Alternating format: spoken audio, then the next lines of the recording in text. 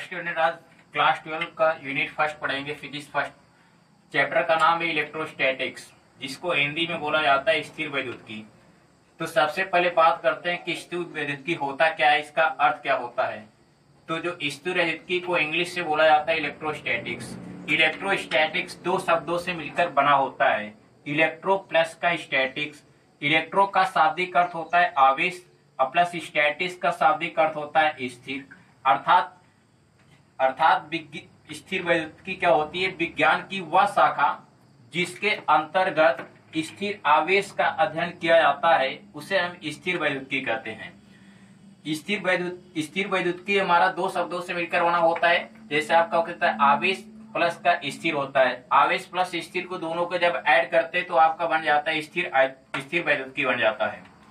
तो इस तरह से हमारा क्या हुआ, पहला चैप्टर का नाम था हमारा इलेक्ट्रोस्टैटिक्स। तो इलेक्ट्रोस्टैटिक्स को हिंदी बोला जाता है स्थिर वैद्युतिकी। तो इलेक्ट्रोस्टैटिक्स हमारा दो शब्दों से मिलकर बना होता है, इलेक्ट्रो प्लस का स्टैटिक्स। इलेक्ट्रो का शाब्दिक अर्थ होता है आवेश और स्टैटिक्स का शाब्दिक अर्थ होता है स्थिर। अर्थात विज्ञान की वह शाखा जिसके अंतर्गत स्थिर आवेश का अध्ययन किया जाता है, उसे हम स्थिर वैद्युतिकी कहते हैं।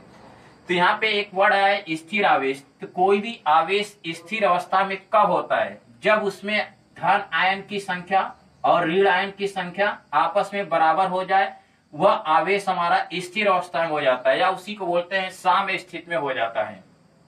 तो सबसे यहाँ पे एक वर्ड आया है आवेश। तो सबसे पहले बात करते हैं कि आवेश होता क्या है। आवेश किन्हीं दो बिंदुओं के बीच इलेक्ट्रॉन के प्रवाह की दर, किन्हीं दो बिंदुओं के बीच इलेक्ट्रॉन के प्रवाह की दर को ही बोलते हैं आवेश। और इसे हम Q से प्रदर्शित किया जाता है। यह एक अदिश राशि होती है। यह इसकी जो नेचर होता है, यह हमेशा धनात्मक से ऋणात्मक की ओर चलता है। और इसका जो फार्मूला होता है आवेश का, वो होता है Q बराबर N इंटू E होता है, जहां पे Q होता है आवेश, N होता है इलेक्ट्रॉनों की संख्या और E होता है इलेक्ट्रॉन। और जो इलेक्ट्रॉन का मान होता है 1.6 इंटू 10⁻⁻⁻19 कूलम होता है। और इसका जो मात्रक होता है, इसका मात्रक जो आवेश का जो मात्रक होता है, आवेश का मात्रक जो होता है कूलम होता है। पहले वीडियो में हम लोग देखा था इंट्रोडक्शन इलेक्ट्रोस्टैटिक्स का, कि इलेक्ट्रोस्टैटिक्स होता क्या है। तो इलेक्ट्रोस्टैटिक्स दो शब्दों से मिलकर बना था, इलेक्ट्रो प्लस का स्टैटिक्स। इलेक्ट्रो का शाब्दिक अर्थ बताया गया था आवेश और स्टैटिक्स का शाब्दिक अर्थ बताया गया था स्थिर। अर्थात स्थिर वैद्युतिकी होती क्या है? विज्ञान की वह शाखा जिसके अंतर्गत स्थिर आवेश का अध्ययन किया जाता है, उसे हम बोलते हैं स्थिर वैद्युतिकी। ये पहले बता दिया गया था। और पहले वीडियो में हम लोग ये भी देख लिया गया था आवेश क्या होता है। तो आवेश क्या होता है? किन्हीं दो बिंदुओं के बीच इलेक्ट्रॉन के प्रवाह की दर को ही बोला जाता है आवेश। और आवेश को हम Q से रिप्रेजेंट करते हैं, आवेश को Q से रिप्रेजेंट किया जाता है। और यह एक हमारा अदिश राशि होती है, इसका जो नेचर होता है वो हमारा धनात्मक से ऋणात्मक की ओर होता है। इसका नेचर जो होता है धनात्मक से ऋणात्मक की ओर होता है। और जो आवेश का फार्मूला होता है Q बराबर N इंटू E होता है, जहाँ पे Q आवेश होता है, N इलेक्ट्रॉनों की संख्या और E होता है इलेक्ट्रॉन। इसका मान जो होता है 1.6 इंटू 10⁻⁻19 कूलम होता है। यह हम लोग पिछले वीडियो में देख लिए थे। उसी के जस्ट आगे हम लोग क्या करेंगे, इलेक्ट्रोस्टैटिक्स का फर्स्ट जो हमारा टॉपिक है वो हमारा है विद्युत आवेश। तो पढ़ते विद्युत आवेश होता क्या है। विद्युत आवेश वह गुण होता है, मीन्स एक प्रकार की प्रॉपर्टी होती है, वह जिस पदार्थ में उपस्थित होता है वह पदार्थ किसी अन्य पदार्थ के ऊपर बल का अनुभव करने लगता है, वही हमारा कहलाता है विद्युत आवेश। जैसे हमारा मान लीजिए चैप्टर का नाम है स्थिर वैद्युतिकी, तो इसमें पूरे चैप्टर में जो आवेश होगा वो हमेशा किस अवस्था में होगा? स्थिर अवस्था में होगा। या कोई भी पदार्थ लेंगे तो वो सब के सब पदार्थ हमारे किस अवस्था में होंगे? स्थिर अवस्था में होंगे। तो विद्युत आवेश होता क्या है कि विद्युत आवेश एक प्रकार की प्रॉपर्टी होती है, वह जिस पदार्थ में उपस्थित होता है वह पदार्थ किसी अन्य पदार्थ के ऊपर क्या करता है? बल का अनुभव करने लगता है। यही हमारा कहलाता है क्या? विद्युत आवेश कहलाता है। यहाँ पे दो पदार्थ जैसे A और B, हमारा दो पदार्थ लिया गया। अब पढ़ रहे हैं इलेक्ट्रोस्टैटिक्स। तो इलेक्ट्रोस्टैटिक्स में दोनों पदार्थ हमेशा किस अवस्था में होगा? स्थिर अवस्था में। कैसे पहचानेगी कि हमारा पदार्थ स्थिर अवस्था में होता है? यदि कोई भी पदार्थ इसमें धन आयन और ऋण आयन की संख्या आपस में बराबर हो जाए तो दोनों हमारा पदार्थ किस अवस्था में होंगे? स्थिर अवस्था में होंगे। तो यहाँ पे हम दो यहाँ पे पदार्थ लिया गया है, A और B दो पदार्थ है।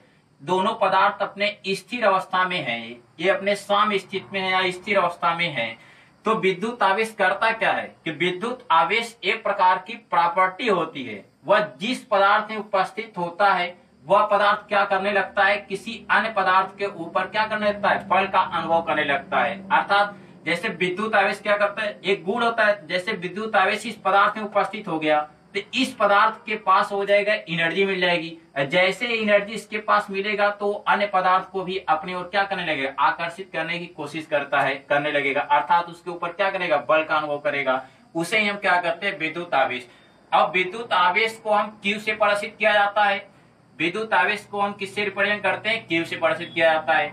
यह एक कैसी राशि होती है, यह एक अदिश राशि होती है। और जो विद्युत आवेश का नेचर भी कैसा होता है, इसकी भी नेचर हमारा धनात्मक से ऋणात्मक की ओर होता है। अर्थात विद्युत आवेश को जब चलने का तरीका होता है वो हमेशा धनात्मक से ऋणात्मक की ओर चलेगी वो। फिर इसके बाद जो विद्युत आवेश का फार्मूला होता है, Q बराबर होता है I इंटू टी। इसी Q बराबर होता है I इंटू टी, जहां पे Q होता है विद्युत आवेश, और आवेश को हमेशा मेजरमेंट करते हैं कूलाम में, और I होता है विद्युत धारा, और धारा को हम मेजरमेंट करते हैं एम्पियर में, और T होता है समय, और समय को रिप्रेजेंट कर, समय को जो मेजरमेंट किया जाता है वो किया जाता है सेकेंड में किया जाता है। इसी का दूसरा फार्मूला हम लोग होता है, इसी को दूसरे फॉर्मेट में लिख सकते हैं, पिछले वीडियो में पढ़ चुके हैं। Q बराबर क्या होता है, N इंटू ई। तो Q की वैल्यू स्थान पे हम N इंटू ई रख लें तो यहाँ पे एक फार्मूला हो जाएगा N इंटू ई बराबर I इंटू टी। अर्थात यहाँ से N की वैल्यू निकाला जाए तो N इक्वल टू हो जाएगा I इंटू टी अपॉन ई, जहाँ पे N क्या होता है, इलेक्ट्रॉनों की संख्या, I क्या होता है विद्युत धारा, और T होता है समय, और E होता है इलेक्ट्रॉन।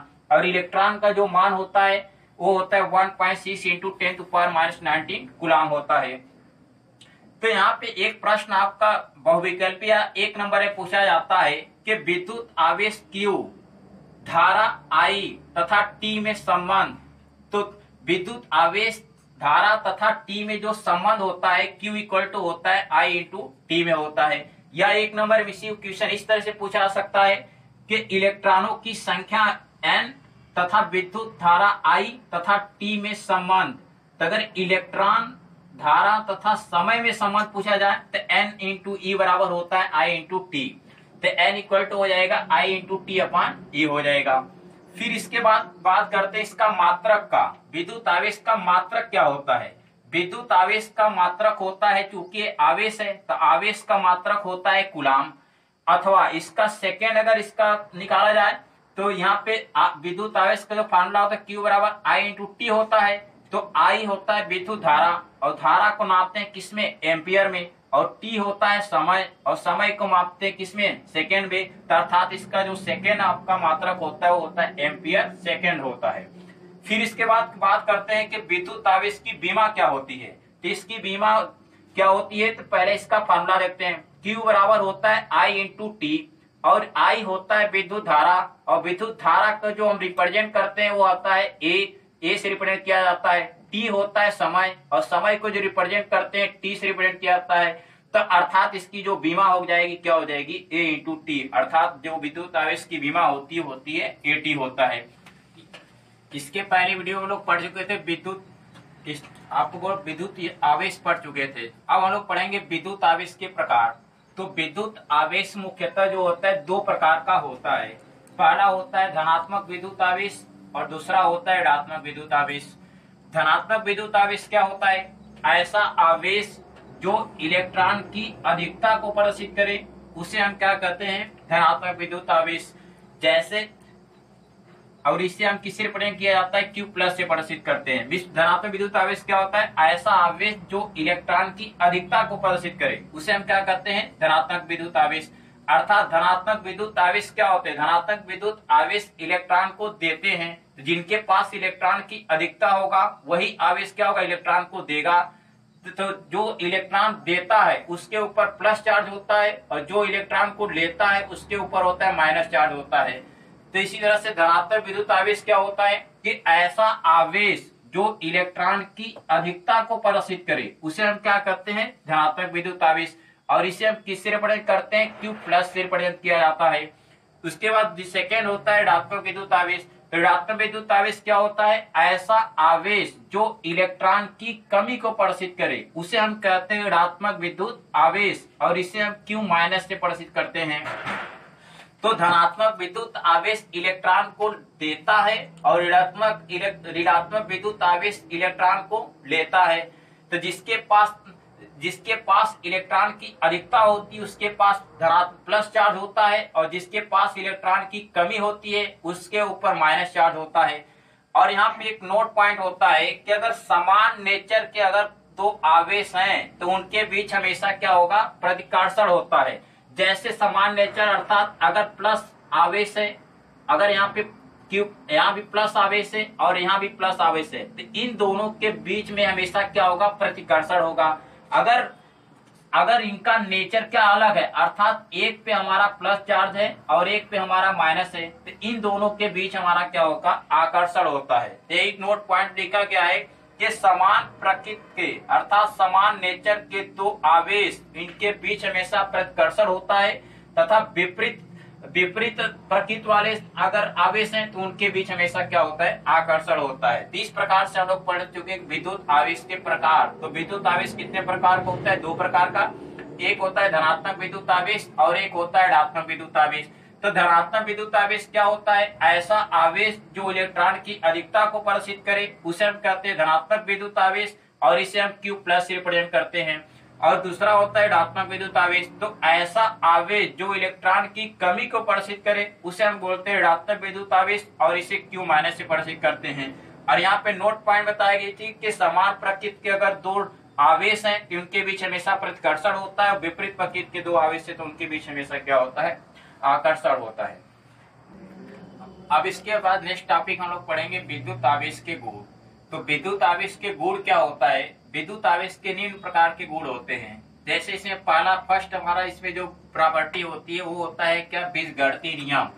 अर्थात हमारा क्या है? अगर बहुत सारे विद्युत आवेश दिए हैं, अब विद्युत आवेश को अगर हमें जोड़ना है तो विद्युत आवेश को जोड़ने के लिए गणित के हम जिस नियम का प्रयोग करते हैं वो हमारा क्या होता है? बीजगणितीय नियम कहलाता है। जैसे यहाँ पे Q1, Q2, Q3, Q4 इस तरह से बहुत सारे आप विद्युत आवेश दिए हैं। अगर इन्हें कुल टोटल इनको जोड़ना है तो जोड़ने के लिए हम क्या कर देंगे? Q1 plus Q2 plus Q3 plus क्या होगा? Q4। तो यहाँ पे जो प्लस है यही हमारा होता है क्या? बीजगणितीय रूल होता है। तो बीजगणितीय नियम में हमारा क्या होता है? इसमें चार चीज आते हैं। जैसे हमारा क्या होता है? प्लस आता है, माइनस होता है, डिवाइड होता है, और हमारा क्या होता है? मल्टीप्लाई आते हैं। ये चारों जो साइन होते हैं वो हमारा क्या होता है? बीजगणितीय नियम कहलाते हैं। तो फर्स्ट इसका नियम क्या है? बीजगणितीय नियम। तो विद्युत आवेश को जोड़ने के लिए गणित के जिस नियम का प्रयोग करते हैं वो हमारा क्या कहलाता है? बीजगणितीय नियम। जैसे आपका Q1 बराबर 4 कूलम, Q2 बराबर दिया है, Q3 बराबर Q4 बराबर इस तरह दिया है।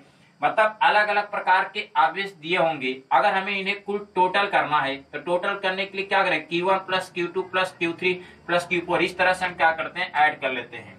यही होता है हमारा क्या? गणित के बीजगणितीय नियम होता है विद्युत आवेश का। और सेकेंड आपका होता है आवेशों का संरक्षण। तो आवेशों का जो संरक्षण होता है हमारा आधारित होता है ऊर्जा के संरक्षण पे। जिस प्रकार से ऊर्जा को ना तो उत्पन्न किया सकता है और ना ही नष्ट किया सकता है, सिर्फ उसको एक रूप से दूसरे रूप में परिवर्तित किया जाता है, उसी प्रकार से होता है आवेशों का संरक्षण।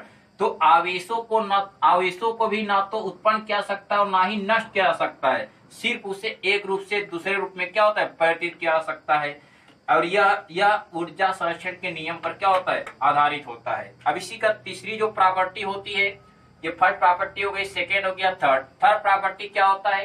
थर्ड होता है क्वांटमीकरण। क्वांटमीकरण में क्या होता है? जैसे Q बराबर क्या होता है? N इंटू E होता है। तो क्वांटमीकरण का मतलब होता है कि जो नंबर ऑफ आवेश होता है वो हमारा डिपेंड करता है नंबर ऑफ इलेक्ट्रॉन पे। अगर इलेक्ट्रॉन की मान को हम बढ़ाते हैं तो आवेश का मान भी क्या होगा? बढ़ेगा। यदि इलेक्ट्रॉन के मान को हम कम करेंगे तो आवेश का मान भी क्या होगा? कम होगा। यह जो प्रॉपर्टी होती है हमारा क्वांटमीकरण। तो इस प्रकार से हम लोग पढ़े विद्युत आवेश के गुण। तो विद्युत आवेश से कितने प्रॉपर्टी है? 3 प्रॉपर्टी है। फर्स्ट हमारा है बीजगणितीय नियम। बीजगणितीय नियम क्या होता है? विद्युत आवेशों को जोड़ने के लिए गणित के जिस नियम का प्रयोग करते हैं उसे हम बोलते हैं बीजगणितीय नियम। अब उसी प्रकार सेकेंड होता है आवेशों का संरक्षण। आवेशों का जो संरक्षण होता है वह ऊर्जा संरक्षण के नियम पर आधारित होता है।